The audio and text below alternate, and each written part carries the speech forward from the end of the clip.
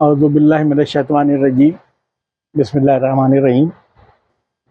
मोअज़्ज़िज़ नाज़रीन कराम, शाह मुहल्लक फारूकी एकेडमी का शख्सियात के तारुफ पर मुबनी प्रोग्राम अफ़साना ज़िंदगी का आज इस प्रोग्राम में हमारे पास एक ऐसी शख्सियत बैठी है जो खुद को तो मुसन्निफ़ नहीं कहती, मगर उसके बावजूद उनकी 3 किताबें मंज़र आम पे आई हैं और काफ़ी अहबाब में उसकी पज़ीराई भी हुई है।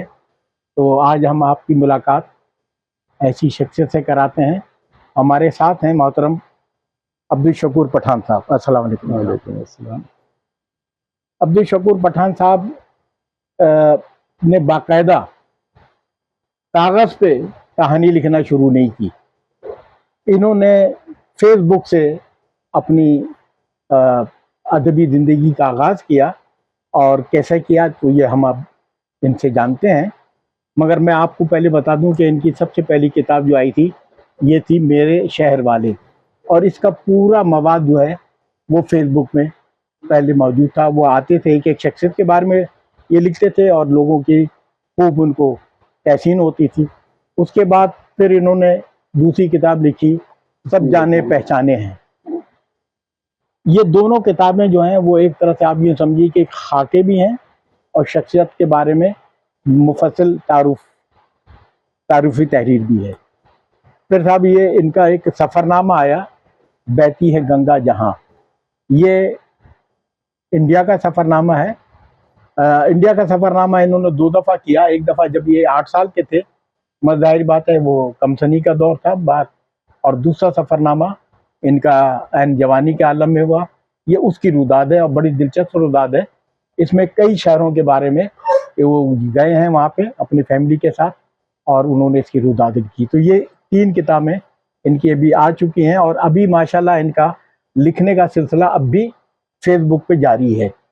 अब ये फेसबुक पे लिखते हैं नवाए सरोज के नाम से। तो नवाए सरोज के हवाले से आप फेसबुक में देखिएगा तो इनकी शख्सी तहरीरें भी हैं और शहरों के बारे में भी हैं, इलाके के बारे में भी हैं और बहुत कुछ है, मगर ये तमाम तफसीलात हम इन्हीं की ज़बानी सुनते हैं। शकूर साहब, पहले तो ये बताइए कि हमने तो ये सुना कि पठान सिर्फ खैबर पख्तूनख्वा में होते हैं जी, मगर मुझे पहली दफ़ा हैरत हुई थी जब मैंने सिंध में एक पठान को देखा और वो यहाँ कराची में भी थे, नूर मोहम्मद पठान साहब। पता चला कि कोकन में भी पठान होते हैं। तो ये कौन से पठान है? अच्छा, ये सवाल ऐसा है कि मुझे हमेशा परेशान करता रहा। जब मैं यहाँ पाकिस्तान में था और जब इंटरव्यू देने जाता था तो वहाँ ये दरख्वास्त दायरे पहले से मौजूद होती थी और उसमें नाम लिखा था अब्दुल शकूर पठान। और जब मैं दाखिल होता था वहाँ पे तो एक सीख सिलाई से लड़का अंदर आता था। तो पहला सवाल ये कहता पठान कैसे हैं? हाँ।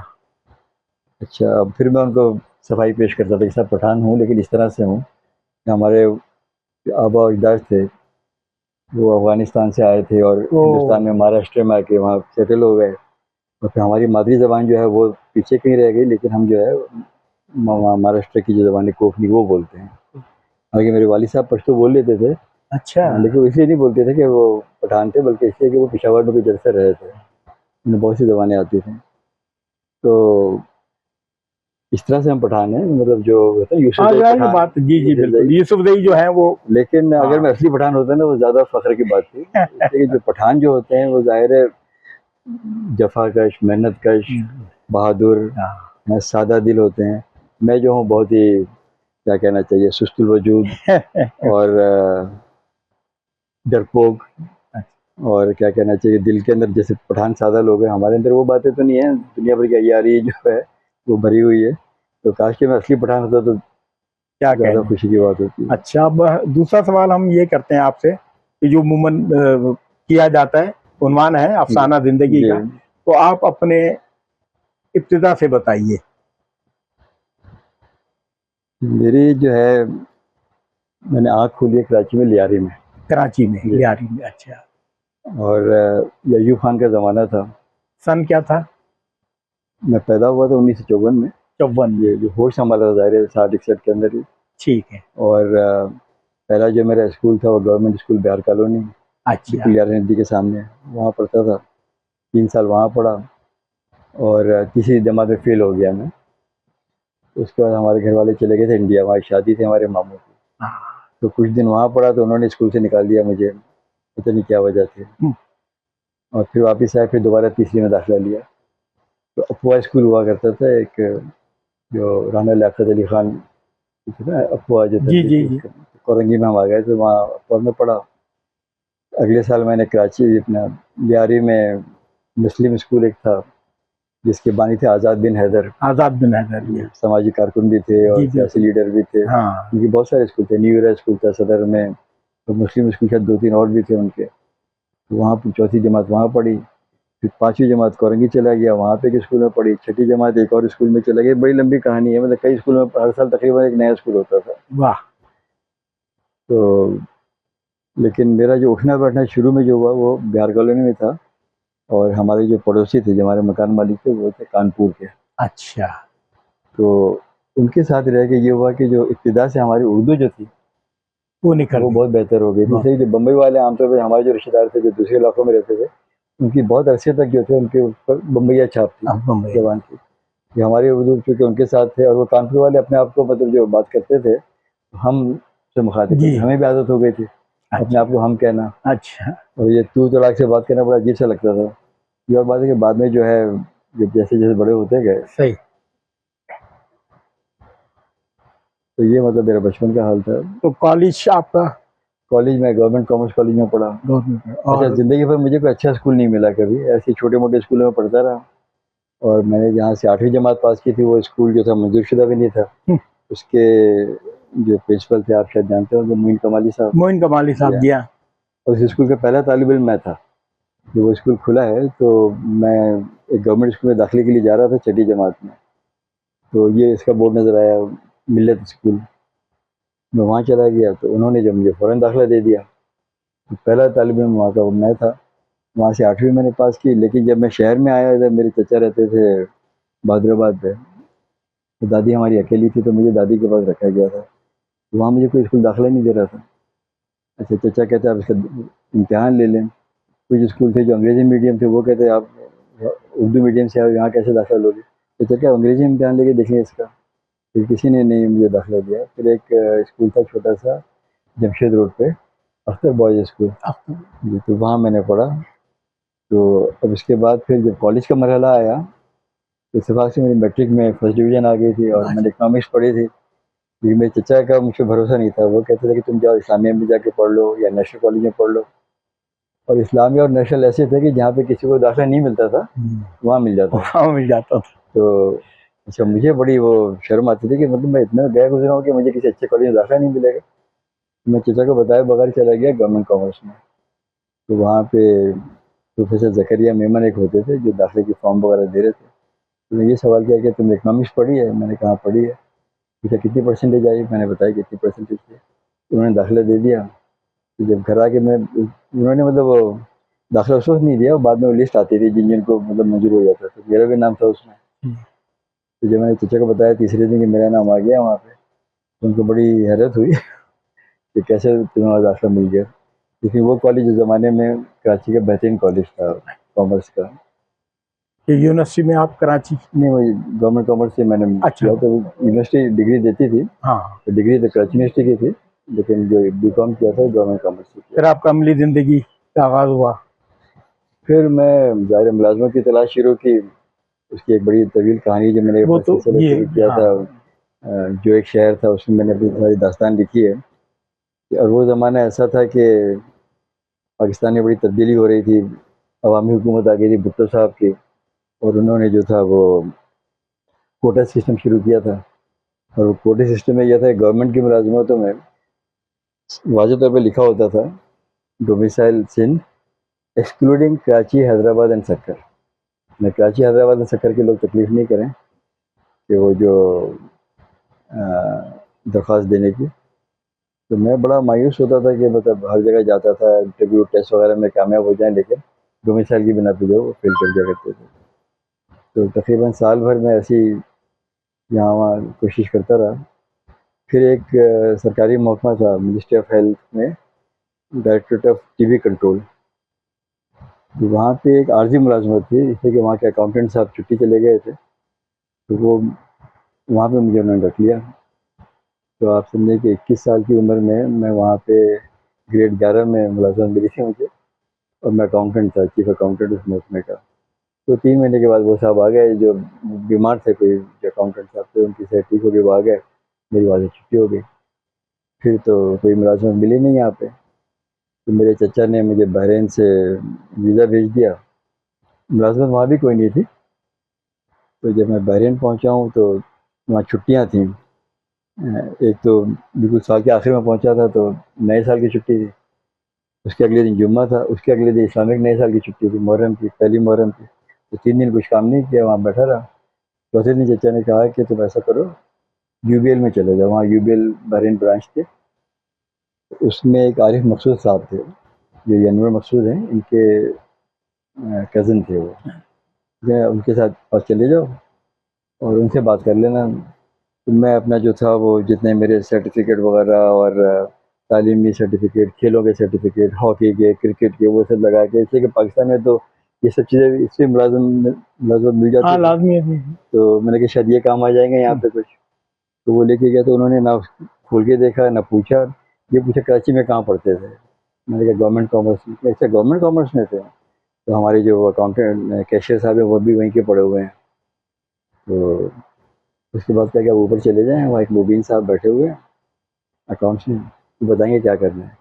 कोई इंटरव्यू नहीं, कुछ नहीं। अच्छा, पाकिस्तान में मैंने बैंकों में कोशिश की, मुस्लिम कमर्शियल बैंक में 2000 लोगों ने दरख्वास्त दी थी, और आईबीए का जो सेंटर इनका कैंपस था सोल्डर बाज़ार के पास, रेनो सिनेमा के सामने, वहाँ पे 2000 लड़कों ने टेस्ट दिए थे, रिटन टेस्ट। और उसके लिए मैंने इतनी मेहनत की थी, जैसे बीकॉम के फाइनल के इम्तिहान पेपर के के लिए लिए, करता है जी। और उसमें मैं कामयाब हो गया। तो उन्होंने उसमें से 190 लड़के कामयाब हुए थे।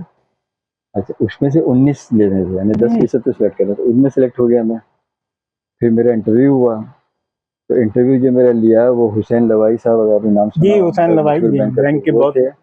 उनके पर्सनल मैनेजर साहब थे, और जो उनके फाइनेंस के इंचार्ज थे, उन्होंने लिया। अभी ऑफिसर्स की पोस्ट के लिए इंटरव्यू हुए थे। अच्छा, वो भी इंटरव्यू अच्छा हुआ बहुत। फिर उन्होंने कहा कि आपको बताएंगे कि क्या हुआ। अरे इतने मरहले तय कर लिया, टेस्ट पास कर लिया, इंटरव्यू हो गया। फिर एक और इंटरव्यू हुआ, फाइनल इंटरव्यू, वो भी अच्छा रहा। और फिर मैं इंतज़ार करता रहा कि आप मुझे बुलाएंगे बुलाएंगे। तो महीना 1.5 महीना गुजर गया, मुझे कोई वहाँ से, उस ज़माने में ख़त ही आते थे, और फिर फ़ोन जी हाँ। हमारे घर पे था नहीं, कुछ नहीं आया। तो फिर मैं खुद पहुँच गया वहाँ पे मुस्लिम कमर्शियल बैंक के हेडक्वार्टर में।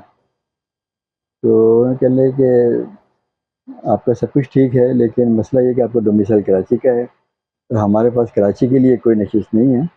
अगर आपके पास सरहद का हो या अंदरून सिंध का हो, लाड़काने का हो, ठट्टे का हो डोमिसाइल, तो हम आपको मुलाजमत दे सकते हैं। मैंने कहा मैं कैसे बना सकता हूँ, मैं कराची में पैदा हुआ हूँ, डोमिसाइल कराची का है, तो अब वो तो मैं कर नहीं सकता। तो कह रहे कि आप ऐसा करें कि ज्वाइन कर लें बैंक को बतौर क्लर्क।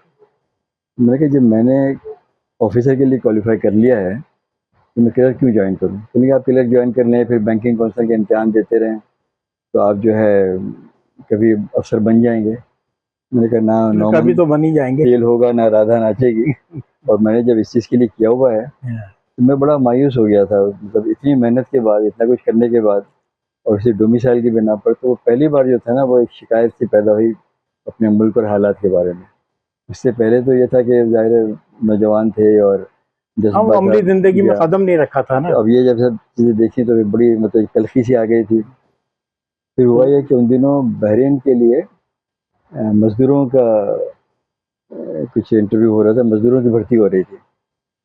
तो ये जो ऐवान सदर रोड के कोने पे एक इमारत थी, जी जी। सामने वो था जो फ्री मेसन लॉज हुआ फ्री करती थी, मेसन लॉन्च था जी उसके जी। बिल्कुल सामने एक इमारत थी, वहाँ हाँ पे ये दफ्तर था इनका, जो लोग लेके जा रहे थे बहरीन।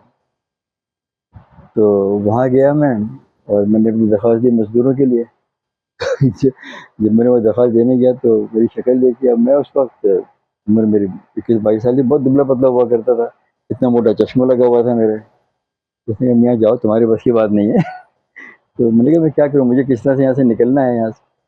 इत्तेफाक से फिर चचा ने मुझे वहाँ से वीज़ा भेज दिया कि आ बताया जाओ आपने कि बैंक में आप यहाँ गए। फिर वो जब वहाँ पहुँचा हूँ तो मेरा बैंक में इस तरह से हो गया कि जिस चीज़ के लिए यहाँ कोशिश करता रहा तो कुछ नहीं हुआ। तो उस वक्त आपको बड़ा अच्छा महसूस हुआ होगा कि आप गवर्नमेंट इकोनॉमिक्स कॉलेज से पढ़े में। जी हाँ, उससे आपके उसका बकौल फायदा आपके कि वो तो बहुत ही जी बेकार कॉलेज था उस जमाने में। नहीं, वो बेहतरीन कॉलेज था। बेहतरीन कॉलेज था इस वो। बिना पे जो है मतलब जी वहाँ पे बिल्कुल। उसमें खैर तो फिर वहाँ आप मुलाजिम हो गए। जी हाँ। अच्छा, उससे पहले एक और यहाँ पे यूबीएल में भी मेरा मतलब कोई मुझे ले गया था और वहाँ पे भी एक बशीर साहब होते थे जो कि वाइस प्रेसिडेंट थे, उनसे मुलाकात करवाई। तो वो कहने लगे कि आप जो है ना ओवर क्वालिफाइड हैं। मैंने कहा मैं इतना बहुत ज़्यादा तो पढ़ा हुआ है नहीं, क्या ओवर क्वालिफाइड हूँ, बीकॉम किया है। कहने लगे नहीं, हम जो लेते हैं क्लर्क वो लेते हैं मैट्रिक या इंटर। मैट्रिक या इंटर। तो मैंने कहा बीकॉम तो अच्छी बात है, मैंने मुझसे ज़्यादा कर लिया है। पढ़ा लिखा एक क्लर्क मिल गया आपको। हाँ, तो कहने लगे नहीं, फिर वो जब बीकॉम का लड़का आता है तो वो प्रमोशन मांगता है आते ही। तो हम एक प्रोसेस से गुजारते हैं, उसके बाद ही प्रमोशन होती है। अच्छा, वहाँ ऐसा पे करते हैं कि अब यहाँ थोड़ा हाँ वक्फा करते हैं, जी, उसके बाद फिर जी। इस बात को बढ़ाएंगे।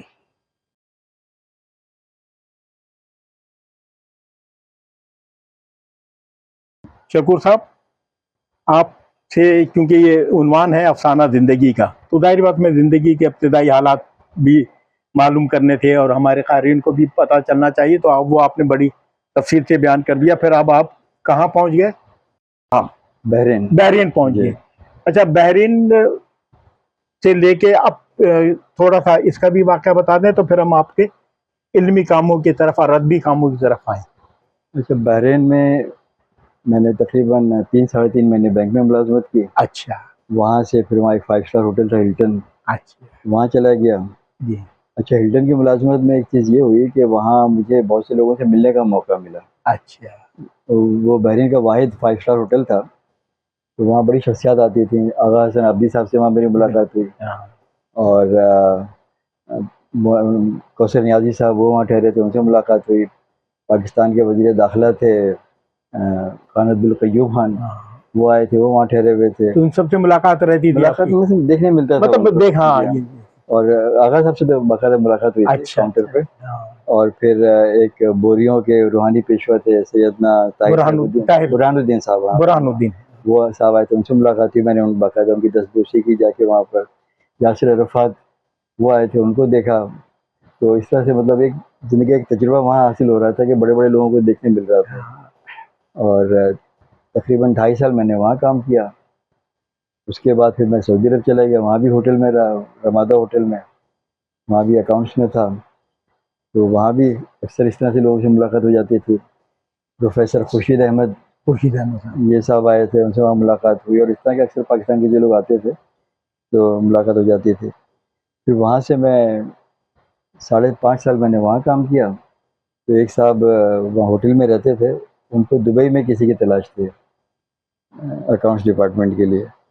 तो उन्होंने होटल के एक मुलाजिम से कहा कि मुझे एक कोई चाहिए जो मतलब हमारे यहाँ काम कर सके, तो उसने मेरा नाम ले दिया। तो वो दुबई पहुँच गया। तो दुबई में 35 साल मैंने वहाँ एक अमेरिकन कंपनी थी ब्लैक एंड 35 साल जी, माशाअल्लाह। वहीं से जो है मैं रिटायर हुआ, उसके बाद से फारिग हुआ। अच्छा अच्छा, बहुत खूब। तो चलिए, वो जो इब्तदाई ज़िंदगी तो सबकी ऐसी होती है, मगर आदमी में काबिलियत भी हो, हौसला भी हो, अज़्म भी हो, तो वो अपनी मंजिल पा लेता है। अपनी मंजिल सम्राट जो जहाँ तक वो समझता है कि ये मेरे लिए बहुत बेहतर है, अल्लाह ताला का बड़ा करम हो गया, तो ये तो बहुत अच्छा हुआ। अच्छा, अब असल बात यह है कि क्योंकि ये शाह मुहिउल हक फारूकी एकेडमी है, तो यहाँ पर इल्म और अदब की बातें भी होती हैं, मगर चूँकि हम जब किसी मेहमान से गुफ्तगू करते हैं, उन्हें बुलाते हैं, तो उनकी इब्तदाई ज़िंदगी भी मालूम कर लेते हैं, बता देते हैं वो। अच्छा, अब ये बताइए कि बकौल आप ही के, आपने कभी कागज़ पेंसिल लेके नहीं लिखा, जी। आपने स्टार्ट किया फेसबुक से, तो ये थोड़ी सी कहानी हमें बताइए, हमारे नाज़रीन भी इससे महजूज होंगे। देखिए, मुझे पढ़ने का शौक़ बचपन से था जी। 6 साल की उम्र से मैं अखबार पढ़ लेता था। अच्छा। पूरा किताबें, अखबार हर चीज़ पढ़ लेता, उर्दू पढ़ लेता था 6 साल। पहली क्लास में जब मैं था तो मैं पढ़ सकता था बाकायदा। अच्छा। लिखना मैंने 60 साल की उम्र में शुरू किया। लिखना यानी ये जो कुछ भी मैंने किया है फेसबुक पे, ये 60 साल की बात शुरू 60 साल? जी हाँ। माशाल्लाह माशाल्लाह। तो इस बीच में तो मतलब लिखने का कोई सिलसिला नहीं था। हाँ, वो नौकरी ऐसी जी थी हाँ। इतनी मसरूफ जिंदगी थी वो। देखिए हमारे घर में ये था कि हम जब पाकिस्तान आए थे, हमारे बुजुर्ग, हमारे दादा वगैरह, तो बहुत ही एक मशक्क़त का ज़माना था, बड़ी उन्होंने जद्दोजहद की यहाँ पर। तो हम बहुत ही यानी शुरू का जो माहौल था, मुझे याद है कि हमारे घर में ज़रूरत से ज़्यादा कोई चीज़ नहीं थी और ज़रूरत की चीज़ें भी बहुत ही महदूद थी, लेकिन किसी चीज़ की कमी नहीं महसूस होती थी। तो उन हालात में भी यह था कि हमारे वालिदैन जो थे, ख़ासकर मेरे वालिद साहब और मेरे चचा, वो हमें महीने में एक आध किताब ज़रूर दिलवाते थे। वाह। अच्छा, वालिद साहब को भी किताबों का शौक़ था, चचा को भी था। हमने ज़िंदगी में कभी देखा नहीं कि वालिद साहब घर में आ रहे हैं शाम को, तो उनके हाथ में 2 चीज़ें हमेशा होती थी। एक हमारे लिए कोई खाने-पीने की चीज़, कोई फल या मिठाई या कोई नमकीन चीज़ वो, और एक कोई किताब, रिसाला, अखबार, कुछ ना कुछ ज़रूर होता था। बहुत। और मैंने कभी वालिद साहब को नहीं देखा कि वो बिस्तर पे गए सोने के लिए और सीधे जाके सो गए। हमेशा वो कुछ पढ़ते हुए सोते थे।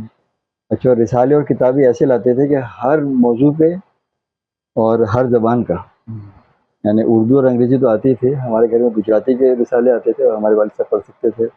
कभी-कभार मराठी का कोई इंडिया से आता तो मराठी का भी रिसाला आता था, अखबार वगैरह वो लेके आते थे घर पे, वो पढ़ सकते थे।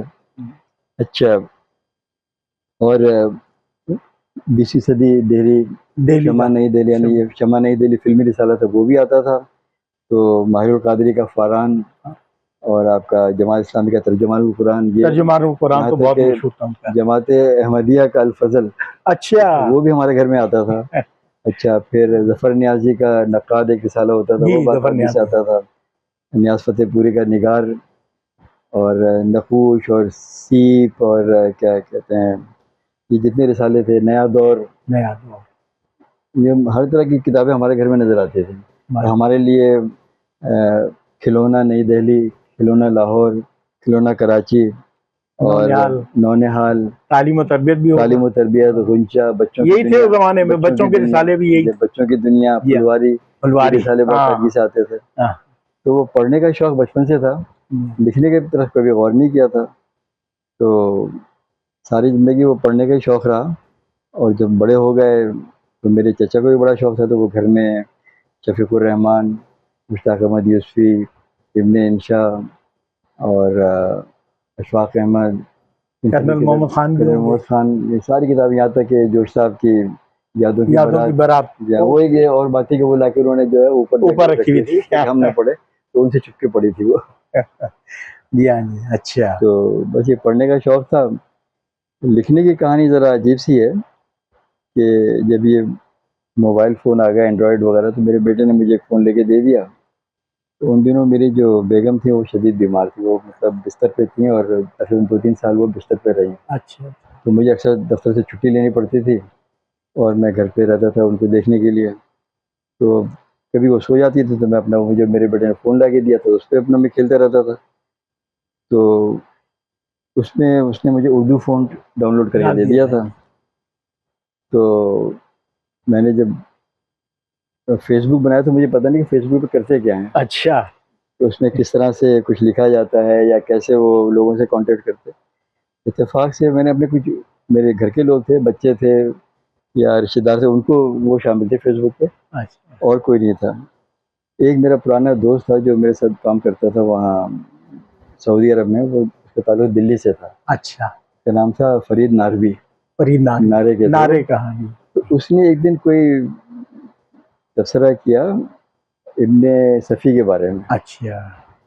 तो वो मैंने पढ़ा तो मैंने अपना उस पे तबसरा डाल दिया कि हम जो है इब्ने सफ़ी को बचपन से पढ़ते आ रहे थे।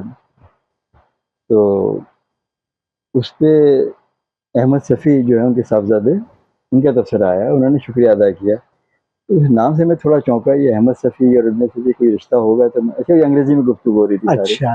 मैंने पूछा कि आर यू रिलेटेड टू इब्ने सफ़ी? इब्ने तो उन्होंने सफ़ी। कहा कि हाँ, मैं उनका बेटा हूँ। वो तो फिर मैंने डरते-डरते उनको वो पहली बार किसी मतलब एक अजनबी को मैंने दरख्वास्त भेजी, वो दोस्ती की, फ्रेंडशिप की जो होती है रिक्वेस्ट, उन्होंने फ़ौरन कबूल कर लिया। अब जब उनके साथ हो गई तो फिर उनकी मैं पोस्ट वगैरह देखता था, तो उस पे अखिल अब्बास जाफ़ी नज़र आते थे, अमीन भायानी।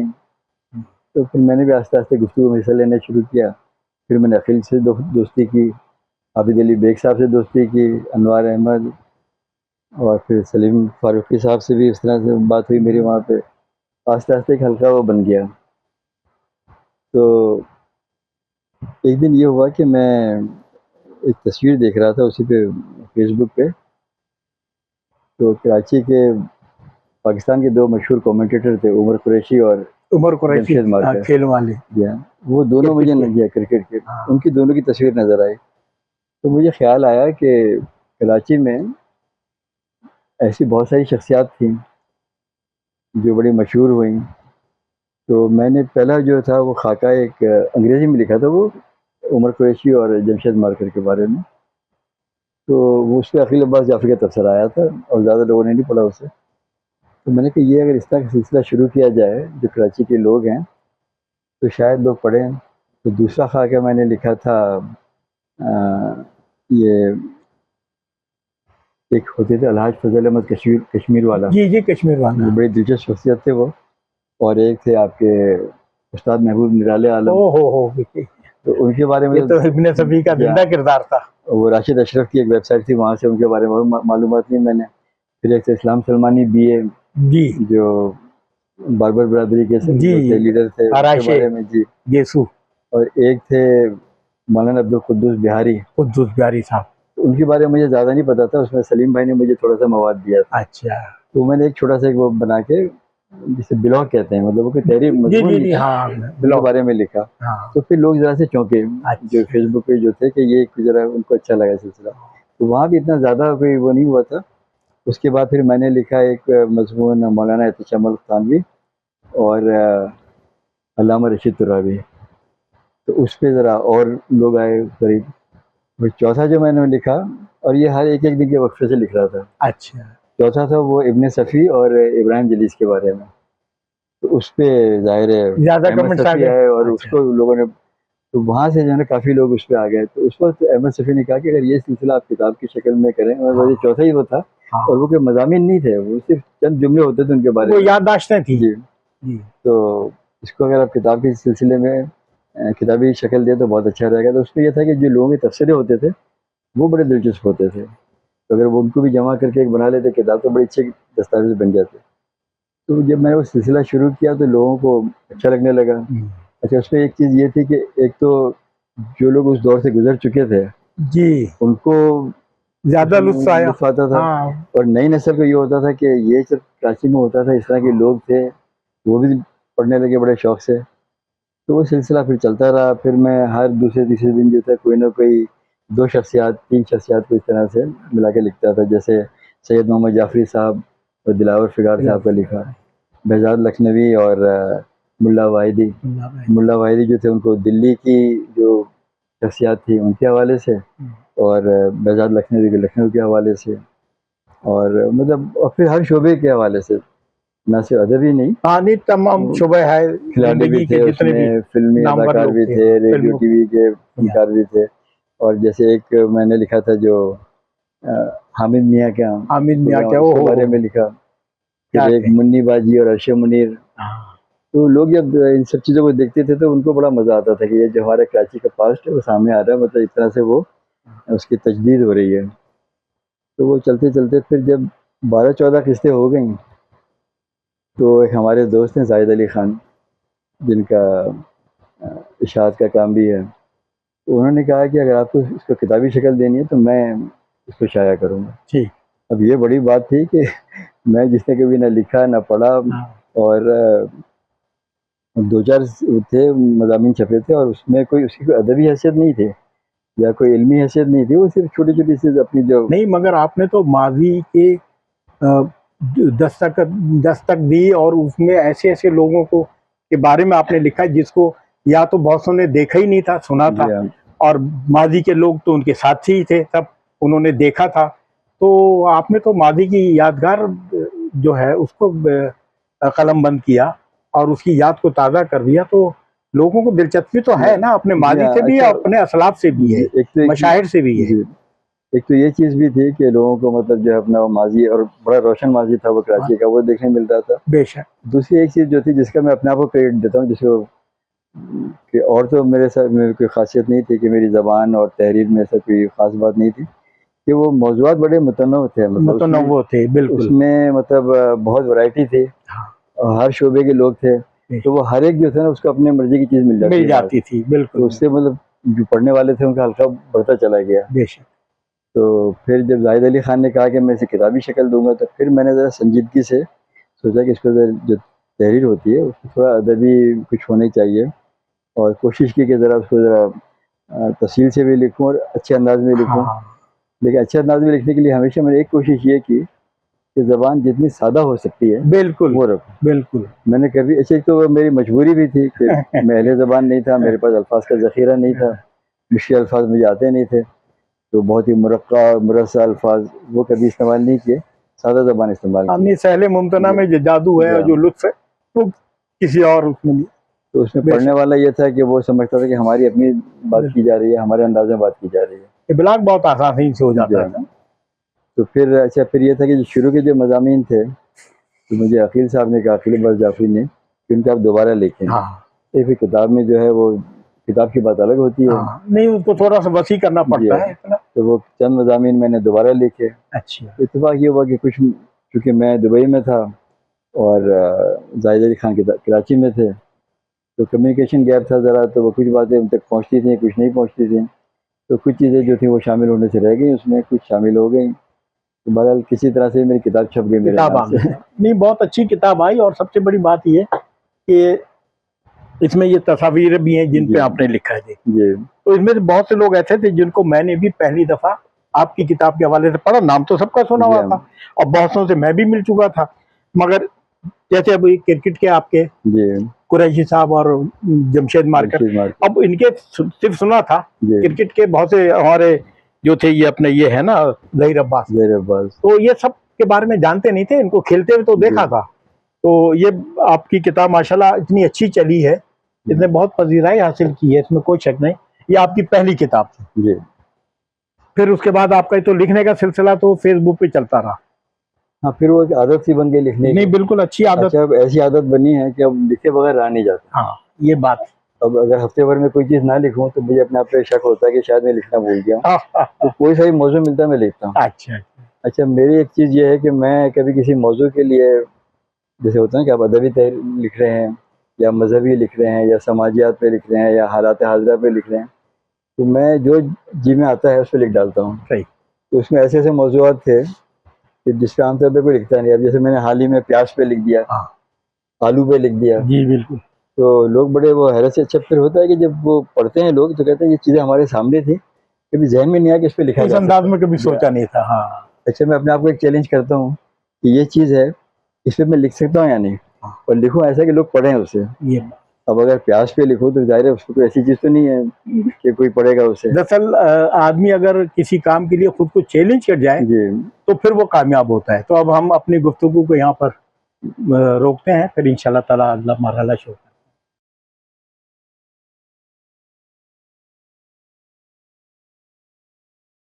आपसे हमने आपकी पहली किताब मेरे शहर वाले, जी, उसके बाद में हमने तफसीली जाना ताकि हमारे नाज़रीन को भी मालूम हो ना कि ये शख्सियत पे आपने क्यों लिखा, कैसे लिखा और किस तरह से लिखा। जी, तो आपने बताया कि ये सब फेसबुक की देन है और माशाल्लाह आपका कलम नहीं, आपकी उंगलियां फेसबुक पे चली तो किताब मारिफे वजूद में आई। वरना अमूमन हाथ से हम लिखते हैं या कंप्यूटर पे लिखते हैं, तो कंप्यूटर का जो मॉनिटर होता है वो एक सफ़ाई होता है जी, और उंगलियां हमारी जो होती हैं वो कलम होता है। मगर आपने तो बिल्कुल ही अनोखा काम किया कि आपने अपनी उंगलियों से फेसबुक पे किताब पूरी लिख दी। अच्छा, मैंने आपसे शुरू में नाज़रीन को बताया था कि शकूर साहब की 3 किताबें हैं। पहली मेरे शहर वाले, दूसरी सब जाने पहचाने हैं और तीसरी बहती है गंगा। मगर अभी मुझे इल्म हुआ कि पहली किताब तो उनकी है मेरे शहर वाले, मगर दूसरी किताब उनका सफ़रनामा है और ये सफ़रनामा है बहती है गंगा जहाँ। अब ज़ाहिर बात है इससे अंदाज़ा हो जाता है कि ये इंडिया का सफ़रनामा है, मगर इंडिया में कहाँ, किन जगहों का, किन शहरों का, तो वो मैं बता देता हूँ। ये इनका जो सफ़रनामा है शकूर साहब का, वो है मुंबई, अजमेर, जयपुर, आगरा और दिल्ली। अब देखिए कितने अच्छे-अच्छे इसमें शहर हैं। तो इसमें इन्होंने इन शहरों में गए, अपने इंडिया में जो इनके अज़ीज़ व अक़ारिब थे उनके साथ वो सब मिल के इनको बल्कि इनको ले गए घुमाने के लिए। तो इन शहरों में गए और वहाँ इन्होंने जो देखा, जो दिलचस्प वाक़या, जो दिलचस्प हालात या जो बिल्डिंगें और जो वहाँ के लोगों का मिजाज और वो, तो वो सब इन्होंने लिखा। ये बड़ी दिलचस्प किताब है। तो ये इनकी दूसरी किताब है, बहती है गंगा, जो सफरनामा भारत है। अब हम इस पे इनसे गुफ्तगू करेंगे। तो मैंने पहले कहा था कि आप पहली दफा जो इंडिया गए वो 8 साल की उम्र में गए थे, और दूसरी दफा जब गए तो आप, मेरी मंगनी हो गई थी, मंगनी हो इतना गई। बड़ा हो गया था आपको। अच्छा, इतने बड़े हो गए थे कि आपकी मंगनी हो गई थी। चलिए, मगर ये सन था 1982 1982 का। 1982 में आप गए थे जनाब। अच्छा, 1982 और आज में तो पाकिस्तान में और इंडिया में बड़ा फर्क हो जी चुका है। हाँ। तो इसके बारे में कुछ बताइए। अच्छा, उन दिनों इत्तेफाक से बहुत अच्छे ताल्लुकात थे। हाँ, उस वक्त तो अच्छे और ताल्लुकात थे। मैंने वहाँ पर वीज़ा सुबह अप्लाई किया था शाम में मिल गया, और शाम को मुझे दोपहर में मिल गया था। 2 बजे वीज़ा दोपहर मेरे में। हाथ में था। जी हाँ जी। अच्छा, अभी मैंने, मेरी बहन वहाँ हैं और बीमार थी बहुत, तो मैंने आज से 4-5 साल पहले अप्लाई किया था और बहुत उन्होंने तहकीकात की वहाँ पर। मेरी जो कंपनी था उसका दफ्तर था, वहाँ भी पूछा, लेकिन वीज़ा नहीं दिया नहीं उन्होंने। दिया उन्होंने। अब अब तो हालात बहुत बदल तब्दील गया। हो गए। इस वक्त बहुत अच्छे हालात थे, वहाँ से लोग आते जाते थे, खिलाड़ी आते थे, फनकार आते थे, किताबें आती थी, खतूत जी आते हाँ। थे, सब बंद हो गया। बल्कि जिन दिनों मैं वहाँ गया था तो मलका तरन्नुम नूरजहां भी वहीं थे। अच्छा। अच्छा, उनका और मेरा एक दिन का फ़र्क होता था। हाँ। वो बम्बई में थी तो मैं उससे एक दिन बम्बई पहुँचा था, वो बम्बई से निकली, अजमेर में आई तो 2 दिन बाद मैं अजमेर में आया, तो अजमेर से एक दिन पहले निकल चुकी थी। अच्छा। तो मुझे इसलिए वहाँ बताया उन्होंने, कल यहाँ पे आई थी और पूरा ये सारा बंद था, सारा इतना लोग यहाँ जमा थे। अच्छा, फिर जब दिल्ली में गया तो वहाँ एक बड़ा उनका मशहूर प्रोग्राम हुआ, जिसमें सारे इंडिया के जितने बड़े फनकार थे, गुलकार जमा थे फनकार उसमें। सब आए हुए थे। और तो वो सब जमा थे। तो एक रात पहले उनका प्रोग्राम हो चुका था, तो उसके अगले दिन मैं वहाँ पहुँचा था। तो इसका मतलब ये है कि अगर हम ये कहें कि ये जो आपका सफरनामा है, जी, ये आपका सफरनामा नहीं बल्कि आप नूरजहां का पीछा ताक़ुब कर रहे थे। नूरजहां के ताक़ुब में। अच्छा, ये राज अब खुला है। पढ़ने वाले शौक में इसको पढ़ रहे हैं कि साहब ये घूमने गए थे, ये घूमने नहीं गए थे। अच्छा साहब, आगे बताइए। अच्छा, ये सफ़रनामा जो था वो 1982 में हुआ था ज़ाहिर। उसके बाद तो फिर बीच में बहुत बड़ा वक़्फ़ा आ गया। बहुत बड़ा वक़्फ़ा। तो एक दिन मैंने सोचा कि ज़रा उसके कुछ रुदात लिखता हूँ फ़ेसबुक पे। अच्छा। तो मेरा ख़्याल था कि वो 1 या 2 उसमें हो जाएगा, ज़्यादा तो उसमें कोई ऐसी बात नहीं थी। तो लिखना शुरू किया तो पता चला जो पहले ही जो मेरा बॉम्बे का क़याम था वो 3-4 किस्तों में हो गया उसके अंदर। माशाअल्लाह। तो अच्छा, अब इत्तेफ़ाक ये हुआ कि जब लिखना शुरू किया तो जो पढ़ने वाले थे उनको भी उसमें मज़ा आने लग गया। और हिंदुस्तान से ख़ास लोगों को ज़ाहिर है एक ताल्लुक़ है, और हम में से जो अक्सरियत है या तो हिंदुस्तान से आई है या वो हिंदुस्तान से कुछ ख़ास मुखासमत रखते हैं, तो वो देखना चाहते हैं कि हिंदुस्तान हमारे मुकाबले में कैसा है, अच्छा है, बुरा है। तो और जब इसको लिखना शुरू किया तो अच्छे ख़ासे जो पढ़े लिखे थे बहुत से लोग, और जो मुअम्मर हज़रात थे वो भी इसमें जो है दिलचस्पी लेने लगे, और उनके तफ़सीरें जो आते थे वो बाज़ औक़ात मेरे जो तहरीर से ज़्यादा उससे ज़्यादा बड़े तवील होते थे। लोगों को मालूमात भी हासिल हो रही थी उसके अंदर, दिलचस्पी का पहलू अलग से था। तो फिर वो जब सिलसिला शुरू किया मैंने, तो अच्छा, मुझे इत्तेफ़ाक ये हुआ कि जब इतनी सारी बातें याद तो नहीं रहनी चाहिए थी इतने सालों के बाद, तकरीबन 30-35 साल का वक़्फ़ा था उसमें। ये जब लिखना शुरू किया तो ऐसा लगता है कि सारी एक तस्वीर जो है वो बिल्कुल फ़िल्म की तरह, जिसमें तस्व्वुर में पूरी फिल्म चल रही है और वो तरतीब से। यहाँ तक कि जो बातें लोगों से होती थी, जो मुकालमे थे मेरे अपने वो भी याद आ गए से, बहन भाइयों से, खाला के और मामू के बच्चों से, वो सारे ऐसे याद आते चले गए। और मैंने उसको उसी अंदाज में यहाँ पे जो उतारा सारा। तो वो किताब जो है मतलब एक बड़ी कुदरती शक्ल में थी। उसमें मैंने कोई जो होता है ना कि ज़ेब दास्तान के लिए कोई ऐसा कुछ नहीं किया, उसमें कोई कली फुंदने वगैरह नहीं टांगे उसके अंदर, और वाक़यात भी वैसे ही रखे। बस ये था कि बाज़ वाक़यात की जो तरतीब थी वो मैं भूल गया था, तो उसको फिर मैंने ज़रा वो उसमें जाके देखा, फ़ेसबुक वगैरह, इसमें विकिपीडिया वगैरह के अंदर, कि ये जो जगह थी ये असल कहाँ पर थी। जैसे दिल्ली में मैं गया था निज़ामुद्दीन की दरगाह पर, तो मेरे ज़हन में ये था कि वहाँ 3 मकबरे थे बहुत बड़े। एक तो निज़ामुद्दीन औलिया का था, एक वहाँ पे मुझे मिला अमीर खुसरो का, और तीसरा मेरे ख़्याल में था कि वो बख्तियार काकी साहब उनका था, हज़रत बख्तियार काकी का। लेकिन बाद में मुझे पता चला कि नहीं, हज़रत बख्तियार काकी का जो मज़ार है वो कुतुब मीनार के साथ कुतुब मीनार है। तो वहाँ किसी और का था, लेकिन मुझे वो किसी ने ठीक से बताया नहीं तीसरा मज़ार किसका था वहाँ पर। कोई कहता है कि वो शाहजहाँ की किसी बेगम का था, कोई कहता है कि वो किसी बुज़ुर्ग का नाम लिया, लेकिन मुझे अब तक वो पता नहीं चला वो तीसरा मज़ार किसका था। किसी ने शाफे जवाब नहीं दिया उस बारे में। तो और फिर वहाँ से हम चले गए थे जयपुर, आगरा, दिल्ली, तो वो सारे इसके अंदर जो हैं वो मौजूद है सारे। अच्छा, तो ये जो आप ये पूरी आपका ये जो सफरनामा है पूरा फेसबुक का है, सारा आपने फेसबुक पे ही जी। लिखा जी और फिर उसको ये यज्ञ किया। तो इसमें जैसे आपने कहा कि मैं जब वहाँ गया वो, तो आपको पता नहीं चला कि वो तीसरी कब्र किसी है। जी अगर 1982 में मेरी आपकी मुलाकात हो चुकी होती, जी। उससे 1 साल पहले, तो मैं आपको एक किताब देता जिसको आप पूरे हिंदुस्तान की गाइड समझते, अच्छा और वो है प्रोफेसर मोहम्मद असलम साहब की, जो शोबे तारीख के हेड भी रह चुके हैं। उन्होंने लिखा है सफरनामा भारत, अच्छा वो सफरनामा हिंद, सॉरी। उसमें उन्होंने एक एक पूरे हिंदुस्तान में गए, कई दफा गए, जी एक एक जगह का बताया है, ये सब बताया। हत्ता ये कि उन्होंने ये तक बताया कि जायस जो थे मोहम्मद जायसी, उनका कब्र लोग समझते हैं जायस में है, वो कहते हैं वो जायस में नहीं है, जायस उन्होंने में। बताया। जी तो अगर वो किताब आपके हमारा होती तो आपको जी पता चलता वो तीसरी जी कब्र किसकी है। वो बहुत अच्छी है। मैं जब 3 दफा गया तो वो किताब लेके गया था, मैं वो किताब लेके गया, और जिस शहर में जाता, अब मैं ज्यादातर तो मुझे 5 शहरों का मिला था, अच्छा। तो हाँ, मैं भी इस 5 मुझे शहरों, 3-4 का मिला था। हाँ नहीं, मुझे बम्बई का भी मिल गया, दिल्ली का भी मिल गया। तो अमूमन दिल्ली और बम्बई एक साथ नहीं देते थे, मगर बहरहाल मिल गया। जी तो जब मैं वहां जाने लगता तो पहले उस किताब को पढ़ता, उस शहर के बारे में, और फिर जाके देखता कि इन्होंने जो लिखा है तो मैं देखूं उसे। खैर, तो ये तो बहुत अच्छी सूरत रही, और वो बहुत दिलचस्प किताब है ये आपकी। इसके अच्छा। अंदर बहुत सी वाक़यात हैं, और दूसरी बात है वहाँ के जो रस्म और रवाज है और वहाँ के जो लोगों का सुलूक है, जी वो भी इनको इतना अच्छा लगा। बहुत से हिंदुओं ने या मुसलमानों ने जो वहाँ के थे, बहुत अच्छा इनसे सलूक किया और इनको, इनके दिल में अनमिट नकूश छोड़े। अच्छा, अब आते हैं हम आपकी तीसरी की किताब। ये है जनाब चांद से मुखड़े रशिया हवाला, सब जाने पहचाने हैं। जी ये आपने इसको अनुमान दिया, बहुत जी अच्छा अनुमान दिया। वो मेरे शहर वाले तो खैर वो कराची के हवाले थे, मगर ये है। और इसमें भी आपने तकरीबन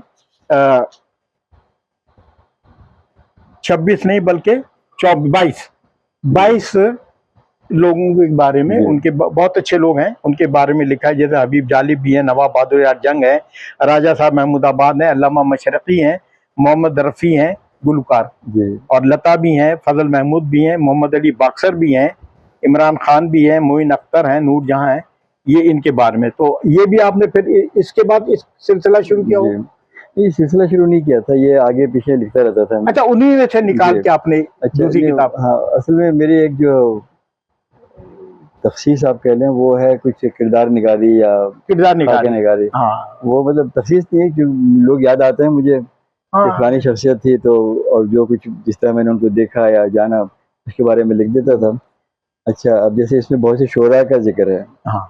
तो शायरी से मुझे कभी दिलचस्पी नहीं रही। अच्छा मतलब पढ़ने का सुनने का शौक़ तो रहा, लेकिन मतलब ये कि जैसे लोग शेर कहने की कोशिश करते हैं या इस तरह से, मेरे समझ में भी अशार नहीं आते, ना अच्छा मुझे याद रहते हैं। अच्छा लेकिन फिर भी एक वक्त ऐसा गुजारा है कराची में, इन सबको बड़े करीब से देखा। मैंने एक मुशायरा अटेंड किया था कराची में, जो पाकिस्तान की तारीख का सबसे बड़ा मुशायरा था। हाँ, कस्टम का नहीं, वो हुआ था केजीए ग्राउंड में, हुआ था 1974 में। 74 में। उसमें सिर्फ 3 मशहूर शोरा नहीं थे। एक तो फैज़ साहब नहीं थे, वो ज़माने में जिला वतन थे, या साख्ता जिला वतनी थी उनकी बैरूत में होते थे। और एक थे अहमद फराज, वो शामिल नहीं थे इसलिए कि वो मातूब थे उस ज़माने में। वो जमान मातूब थे। हाँ अच्छा, और एक जमीलुद्दीन आली थे, वो गए हुए थे पाकिस्तान से बाहर। हाँ, उनके अलावा जोश मली आबादी, तकरीबन हफीज़ जालंधरी, वो एहसान दानिश, माहिर कादरी, बड़े बड़े हिमायत अली शायर, शोरा की मैसर बदारी, कहकशां थी वहाँ। तकरीबन हर, इकबाल अज़ीम, माशा, और मतलब तमाम शोरा वहाँ मौजूद थे। हाँ तो मतलब ये कि वो माहौल ऐसा था कि आप शायरी से बच नहीं सकते थे, नहीं भाई। तो उनका असर रहता था। तो अच्छा, अब रेडियो पे भी सुनते थे बहुतों को। तो अक्सर शोरा का मैंने तज़किरा किया, तकरीबन मैं 30-35 शोरा के बारे में लिखा है। अच्छा, फिर मैंने यहाँ तक कि गालिब और इकबाल और मीर तक़ी मीर के बारे में लिखा।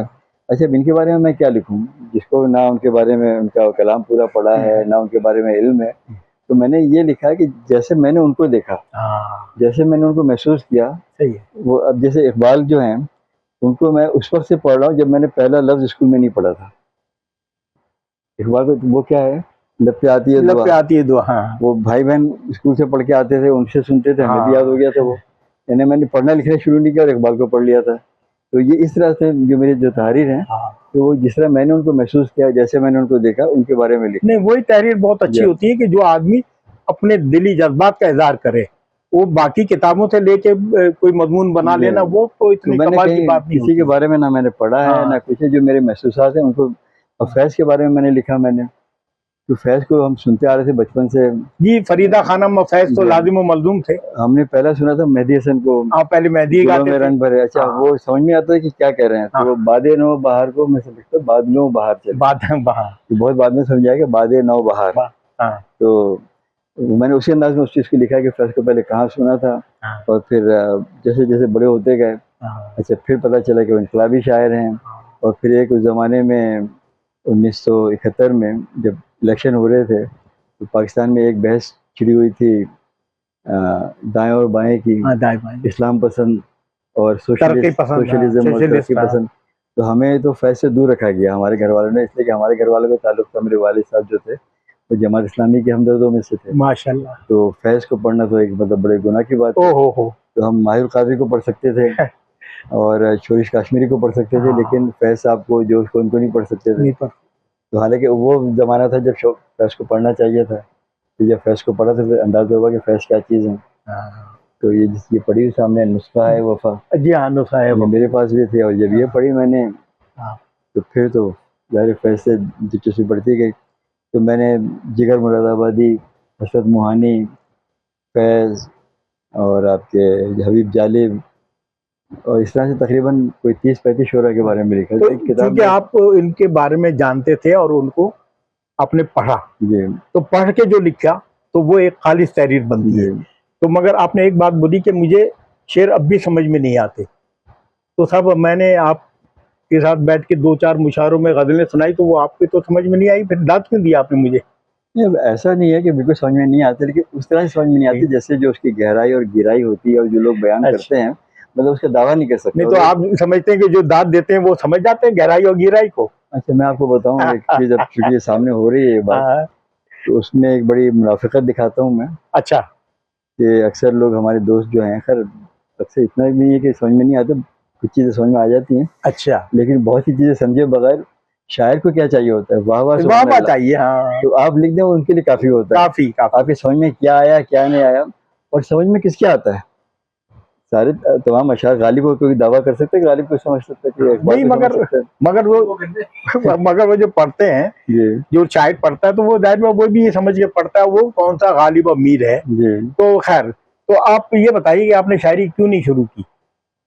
वो शायरी मैंने बहुत देखा कि मैं एक शेर भी मौजू नहीं कर सकता, मैं, वो मेरे बस की बात नहीं हाँ ठीक है। है, ये तो है। वो मेरे खमीर में ही नहीं है, वो काम मेरे भाई साहब ने संभाल रखा है। हाँ, वो मुनीर पठान, जैसे माशाल्लाह, वो तैसे। तो ऐसे ही शेर कह रहे हैं कि वो साहब, वो तो बल्कि शेर क्या, वो बबर शेर कह रहे हैं वो जी हाँ, तो। बबर शेर कह हाँ, रहे हैं। अच्छा, तो ये आपने बहुत अच्छा किया। और हकीकत भी मैं समझता हूँ कि जिस सिन्फ की तरफ आदमी पूरी तरह रग़बत हासिल नहीं करे, उसका छोड़ देना ही बेहतर होता है। तो ऐसी बहुत सी चीज़ें, हालांकि देखिए, मैं तहरीर जो है वो मिज़ाह में तो लिख सकता हूँ, मगर मैं मज़ाहिया शायरी नहीं कर सकता।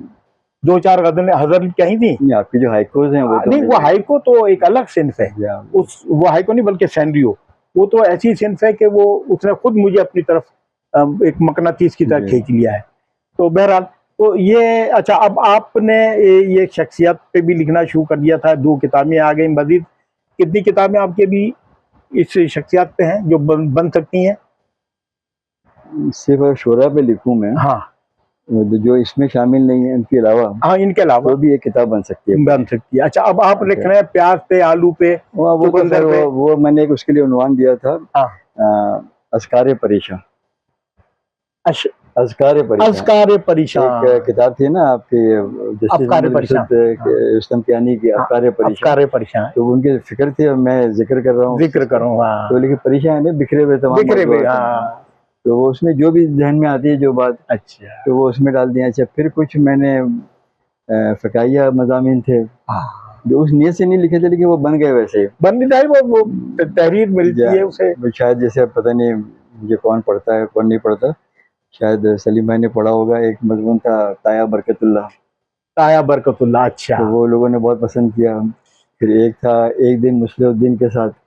अच्छा, यहाँ रुक देते हैं, वो तो फिर एडिट कर लेंगे।